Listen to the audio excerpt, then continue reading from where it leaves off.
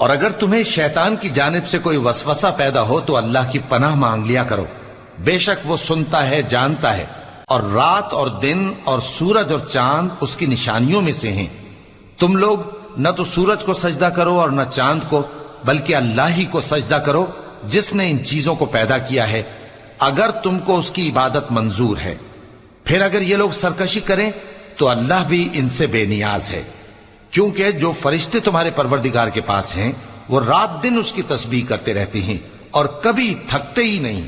اور اے بندے، یہ اسی کی قدرت کے نمونے ہیں کہ تو زمین کو دبی ہوئی یعنی خشک دیکھتا ہے، پھر جب ہم اس پر پانی برسا دیتے ہیں تو وہ شاداب ہو جاتی اور پھولنے لگتی ہے۔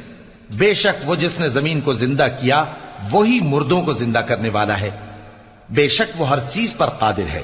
بے شک جو لوگ ہمارے احکام سے انحراف کرتے ہیں وہ ہم سے پوشیدہ نہیں۔